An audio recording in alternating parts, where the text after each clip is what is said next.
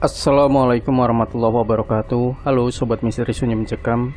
Kembali kami hadir bersama Anda. Tentunya seperti biasa kami akan menyuguhkan cerita-cerita misteri yang menarik. Dan untuk kesempatan kali ini kami sudah menyiapkan sebuah kisah nyata misteri yang berjudul Jejak Gaib Alam Merapi. Gunung Merapi, sebuah mahakarya dari Sang Maha Pencipta yang berdiri kokoh dengan keangkuhannya. Ini kedua kalinya aku mencoba menaklukkan gunung ini. Setelah sebelumnya aku gagal karena sebuah gangguan yang membuatku tersesat ke sebuah desa. Ketika mendengar rencanaku untuk mendaki Gunung Merapi sekali lagi, Rama dan Yanto memaksa untuk ikut menemaniku. Mereka merasa bertanggung jawab membawaku ke puncak gunung ini. Danan, ini pegang. Sebuah HP dan handphone satelit diserahkan oleh Rama kepadaku. Apa toh iki? Niat banget kalian, tanyaku yang sedikit heran. Sudah, pegang aja. Kamu kan sensitif. Jadi kalau amit-amit terjadi apa-apa, kita nggak akan kehilangan kamu lagi. Lihat nih, aku sama Rama juga pegang, ucap Rama meyakinkanku. Wah, perhatian banget kalian. Tenang aja, aku udah semakin memperdalam ilmu batin. Harusnya kali ini tidak ada halangan yang berarti. Balasku mencoba menenangkan mereka berdua. Iya, kita percaya kok. Tapi dari kejadian dulu kami belajar, tidak satupun gunung yang bisa diremehkan. Semudah apapun pendakiannya, kita harus bersiap sesuai prosedur. Jelas Yanto. Kami tidak memperpanjang perbincangan kami lagi dan segera melakukan registrasi di pos dan mulai memasuki jalur pendakian. Terlihat beberapa pendaki juga sudah memulai pendakian mendahului kami.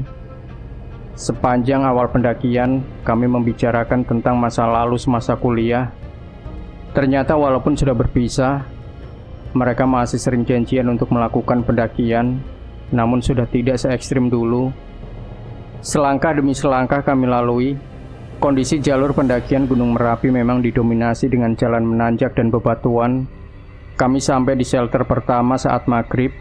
Walaupun belum terlalu lelah, kami tetap berhenti menyempatkan waktu untuk beristirahat dan menunaikan kewajiban kami sebagai makhluk ciptaan yang maha kuasa. Matahari mulai terbenam, langit pun mulai terlihat gelap. Kami melanjutkan perjalanan dengan penerangan dari lampu senter. Selama perjalanan tidak ada halangan yang berarti. Sampai setelah melewati pos pertama, Rama yang berjalan di depanku terlihat terhenti. Memang dari tadi aku merasa ada yang aneh. Entah mengapa sepanjang perjalanan terasa sepi. Tidak ada suara jangkrik atau binatang malam maupun pendaki lain. Rama, kenapa berhenti? Tanya Yanto memastikan keadaan Rama di depan. Itu apa Danan? Ucap Rama dengan suara yang bergetar. Aku berlari menyusul Rama. Rupanya di hadapan Rama berdiri sesosok makhluk hitam besar membelakangi kami. Ia menoleh dan memamerkan matanya yang merah dan taring yang keluar dari mulutnya. Segera aku mengambil posisi terdepan mendahului Rama dan mendekat ke arah makhluk itu. Namun makhluk itu menghilang tanpa jejak seperti asap. Danan, gimana? Rama menanyakan kondisi di depan padaku. Enggak apa-apa. Mungkin cuma penunggu hutan ini. Jawabku yang memang belum tahu persis tentang apa yang aku lihat. Kami melanjutkan perjalanan, namun entah mengapa aku merasa setelah kejadian tadi, jalur yang kami lewati semakin gelap, lebih gelap dari biasanya. Bahkan senter kami pun tidak dapat menerangi seluruh jalan. Danan, benar ini jalannya? Tanya Rama yang masih mengikuti dari belakang. Harusnya benar. Toh dari tadi nggak ada jalan lain, jawabku. Walaupun jalan yang kami lewati sudah sesuai rute, namun entah mengapa kami terhenti di hadapan sebuah hutan tanpa ada jalan setapak seperti biasanya. Rama, jalan setapaknya habis di sini. Berarti kita harus masuk hutan itu, tanya aku pada Rama. Iya Danan, dulu kita emang lewat hutan sedikit. Tapi kok kayaknya beda sama yang sebelumnya ya? Jawab Rama kepadaku. Ya sudah, gantian aku di depan. Mungkin aja aku ingat. Yanto menawarkan diri untuk berjalan di depan memandu kami. Semenjak memasuki hutan, suasana menjadi sangat berbeda. Cahaya bulan hampir tidak bisa masuk ke hutan ini. Hanya penerangan dari senter kamilah yang membantu kami untuk mencari jalan.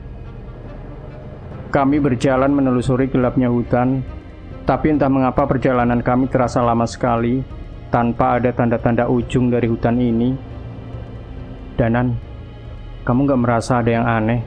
Tanya Rama padaku.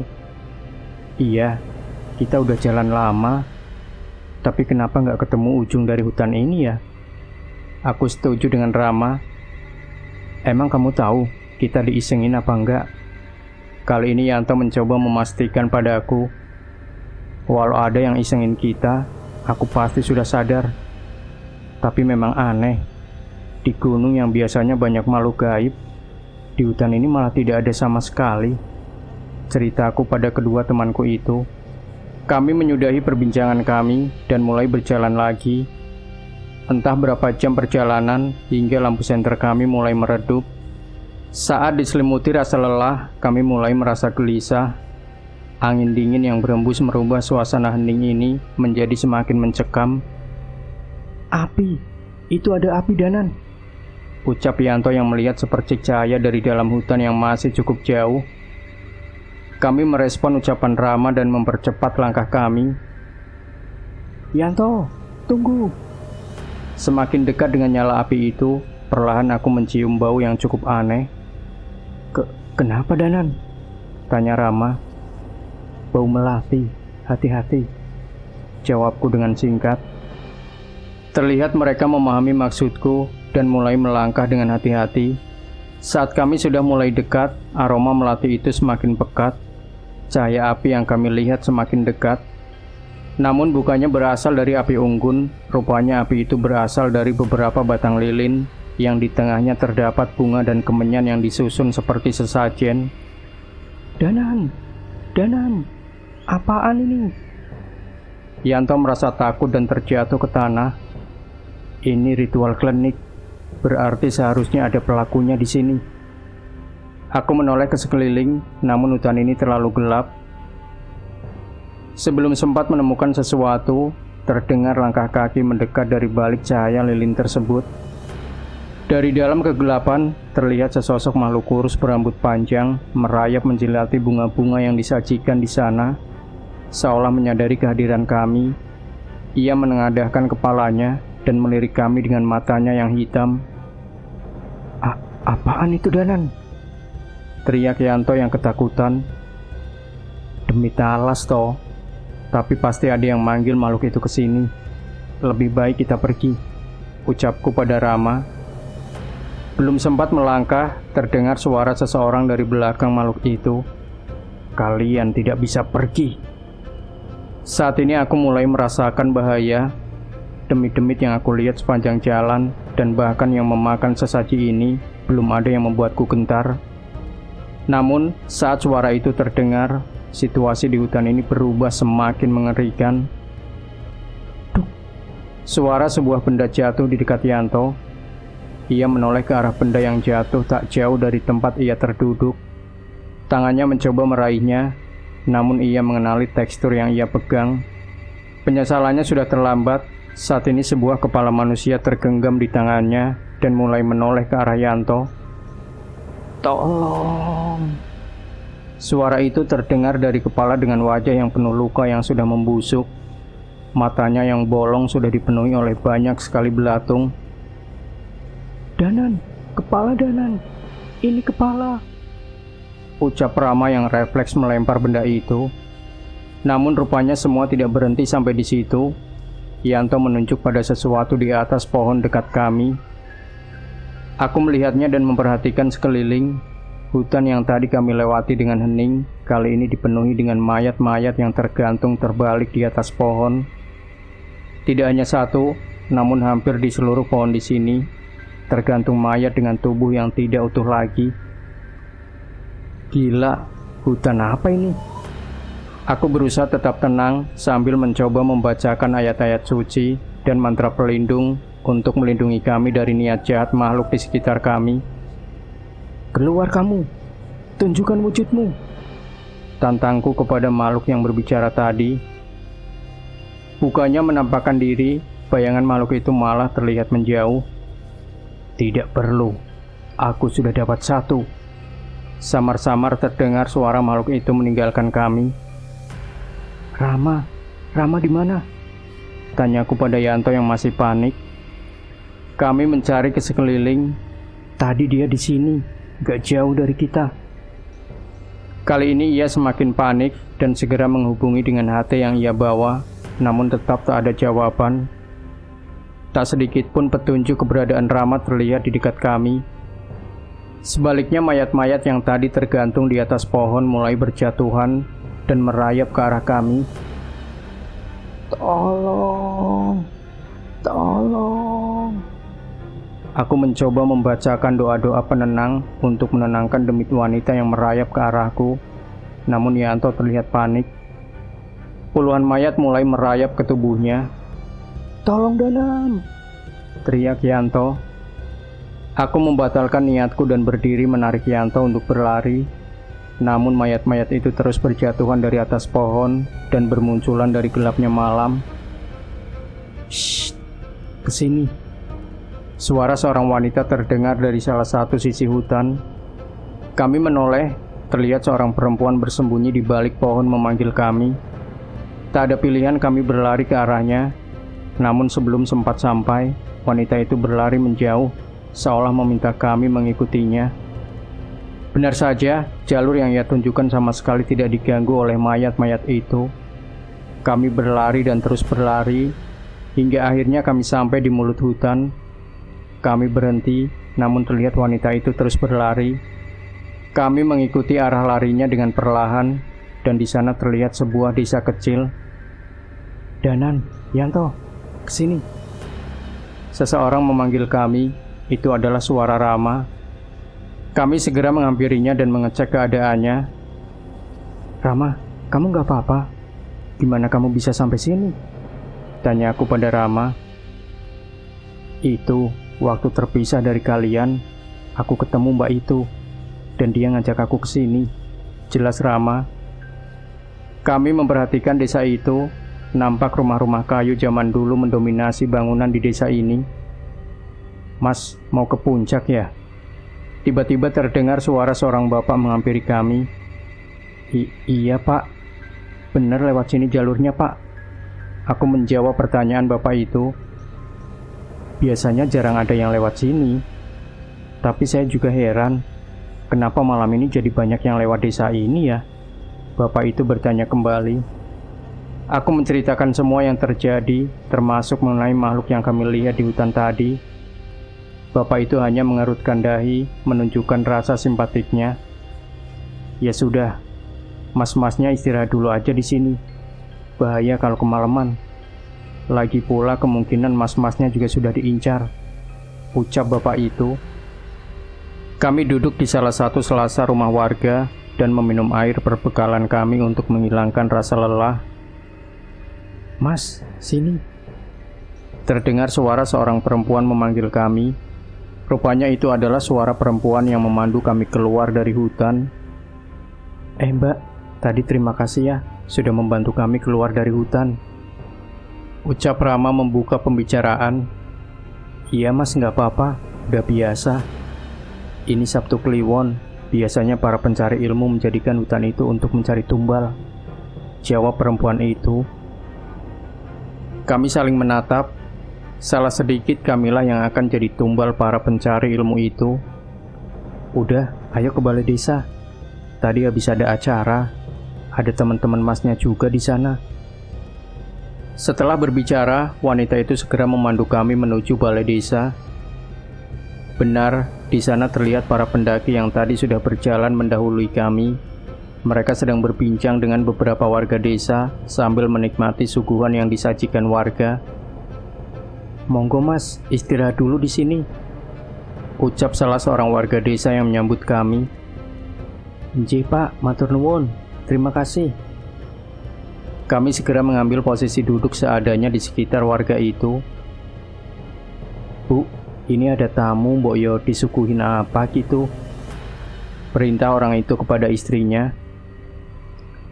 Sudah Pak, nggak usah repot-repot. Kita sudah bawa perbekalan kok. Ucapku kepada bapak itu. Alah, nggak repot kok. Tadi juga habis ada acara, banyak makanan yang sisa kok, ucapnya. Kami melihat sekitar, memang terlihat ada panggung dan alat musik tradisional di sana, seolah selesai mengadakan acara. Mataku berpandangan dengan pendaki yang sudah datang duluan dan mengangguk sekedar memberi salam. Habis ada acara apa toh Pak? Tanyaku penasaran. Biasa, pementasan tari. Hampir setahun 2 kali kami mengadakan pementasan ini, jelas bapak itu. Tidak ada sound system, hanya alat musik tradisional yang usang yang terlihat di sekitar panggung. Aku berjalan-jalan dan memperhatikan panggung dan orang-orang di sekitar balai desa. Monggo dicicipin seadanya. Tiba-tiba istri dari warga desa yang menyambut kami datang dengan membawa sebuah nampan berisi makanan dan teh hangat. Kebetulan stok airku udah habis, diisi teh hangat cocok nih. Rama segera mengambil kendi berisi teh dan mengisi botolnya. Yang sopan kamu, ucap Rama sambil memukul lengan yang dengan cepat dihindari oleh Yanto. Ya sudah, dinikmati dulu ya, saya tinggal dulu, ucap warga desa itu. Nje, terima kasih banyak Pak, jawabku. Aku menghampiri Rama untuk segera duduk dan memikirkan mengenai kejadian di hutan tadi. Rama dan Yanto masih sibuk membicarakan hal yang tidak penting. Sambil melihat kekonyolan mereka, aku bermaksud memakan suguhan yang disajikan warga tadi. Namun semua itu terhenti oleh seorang wanita yang muncul menghampiri kami. Jangan dimakan, ucap wanita itu dengan menatapku sejenak dan segera pergi meninggalkan kami. Samar-samar aku mengingat wajah wanita itu. Tidak pasti, tapi aku rasa aku pernah melihatnya. Wajah wanita itu sama persis dengan wajah mayat wanita di hutan tadi yang sempat kudoakan. Rama, Yanto, kita pergi dari sini. Kali ini aku yakin ada yang tidak beres juga dengan tempat ini. Kenapa emang Danan?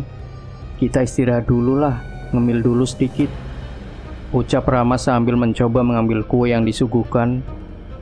Aku segera menepuk tangannya hingga kue itu terjatuh dari tangannya. Udah, nurut aja.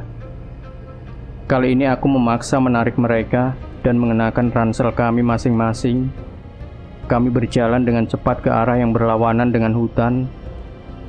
Melihat kepergian kami, warga tadi segera menghampiri kami. Lah Mas, mau kemana? Kok buru-buru? Tanya bapak itu. Maaf Pak, kami harus segera mengejar puncak sebelum fajar, jawabku. Istirahat dulu Mas, santai dulu, ngemil dulu. Nanti masih ada pementasan lagi, ucap bapak itu. Pementasan apa toh Pak malam-malam begini? Tanya Rama penasaran. Biasa, penyambutan warga baru. Tadi sudah. Harusnya habis ini masih ada tarian lagi. Itu mbaknya sudah siap? Bapak itu menunjuk ke arah perempuan yang menuntun kami ke desa. Namun kali ini ia sudah berdandan cantik dengan pakaian penarinya. Tanpa banyak bicara, aku menarik Rama dan Yanto memaksa mereka untuk pergi. Ngapunten ya Pak, teman kami sudah kebelet, teriak Rama yang mengikutiku dengan terpaksa. Sepanjang perjalanan aku membacakan doa-doa dan ayat suci.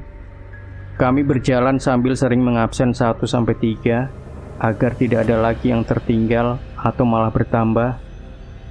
Setelah lama berjalan, akhirnya kami sampai di jalur yang dikenal. Terlihat juga beberapa pendaki lain di depan kami. Danan, udah aman nih.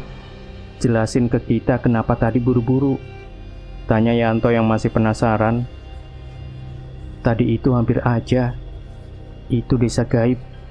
Kalau tadi kalian makan makanan yang disuguhin, bisa-bisa kalian gak bisa keluar dari desa itu, ceritaku kepada mereka.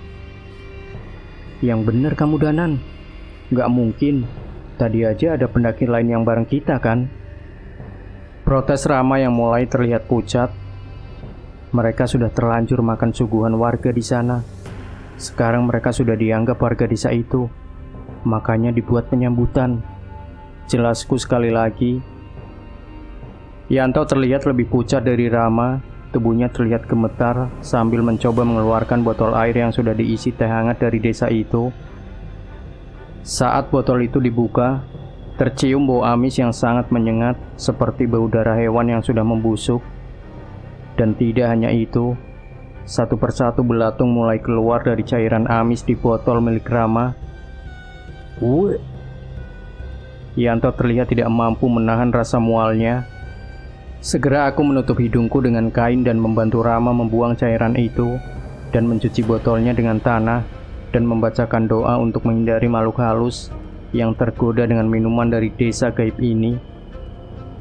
Danan, berarti pendaki tadi nggak bisa diselamatin? Tanya Rama padaku. Aku hanya menggeleng, namun Rama masih tidak terima. Bukannya kamu punya ilmu batin? Kalau kita paksa mereka melepaskan pendaki itu, gimana? Tanya Rama. Percuma, mereka itu penduduk asli sini. Kitalah yang pendatang.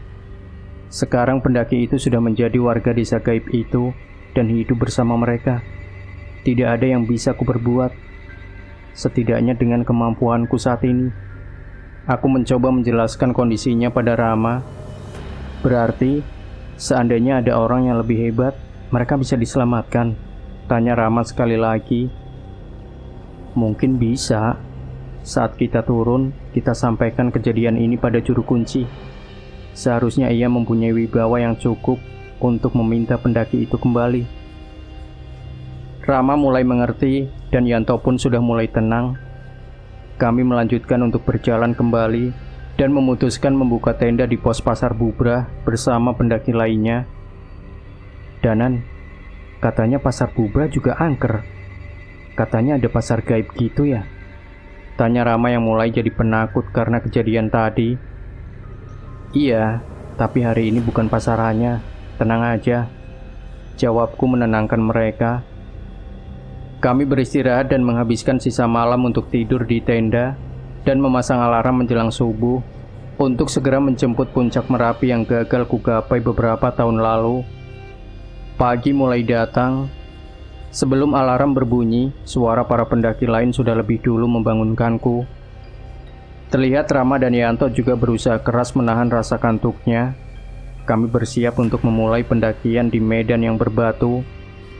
Kami bersiap mendaki Gunung Anyar untuk mencapai puncak Merapi. Aroma belerang mulai tercium dengan udara dingin yang selalu berasap. Hingga akhirnya kami sampai di puncak, di mana terdapat tempat datar yang cukup luas, tepat di bawah puncak Garuda. Tepat saat matahari terbit, sebuah pemandangan yang luar biasa terlukis di hadapanku. Kemegahan gunung-gunung terindah di Jawa Tengah terlihat dari sini. Indahnya Gunung Sindoro, Sumbing, Pegunungan Dieng, dan Gunung Slamet terlihat di horizon barat. Megahnya Gunung Merbabu yang dapat dilihat di sebelah utara, dan Gunung Lawu di sebelah timur yang terlihat berdiri kokoh. Sungguh sebuah keagungan ciptaan yang maha kuasa yang tidak henti-hentinya kukagumi. Seolah seluruh medan berat dan perjalanan yang mencekam tidak lagi berarti setelah melihat semua ini. Danan, sini aku fotoin, teriak Rama padaku. Aku menghampiri mereka dan berpose tepat di bawah puncak Garuda, sebuah batu yang dulunya berbentuk seperti burung Garuda yang hancur pasca erupsi tahun 2010 lalu. Kami beberapa kali berfoto sambil mengibarkan bendera merah putih, sebuah kebanggaan atas keindahan alam yang dimiliki oleh bumi pertiwi ini. Ram, nanti fotonya dicetakin yang banyak ya, pintaku pada Rama. Buat apaan? Sejak kapan kamu jadi narsis begitu? Tanya Rama yang penasaran. Mau aku kirim ke kenalanku di desa Windualit. Mereka yang nolongin aku waktu dulu gagal kesini, jelasku pada Rama. Rama mengerti dan mengangguk tanpa bertanya lagi. Setelah puas beraktivitas di puncak, kami segera turun mengikuti alur pendaki lainnya. Dengan jalur yang terang, hampir tidak ada halangan untuk melewati jalur untuk turun. Sesuai rencana kami, Kami mampir ke pos registrasi dan menceritakan kejadian kami di desa gaib. Rupanya kejadian ini pernah terjadi beberapa kali. Beberapa fotokopi KTP ditunjukkan kepada kami untuk mengidentifikasi pendaki yang kami ceritakan. Kami menunjukkan yang kami ingat, dan apabila 1 kali 24 jam pendaki itu tidak kembali, mereka akan meminta tolong juru kunci untuk mencarinya. Demikian Sobat Misteri Sunyi Mencekam. Tinggalkan komentar Anda, like, share video ini, subscribe channel Sunyi Mencekam, dan kembali nantikan cerita-cerita misteri terbaru dari kami. Wassalamualaikum warahmatullahi wabarakatuh.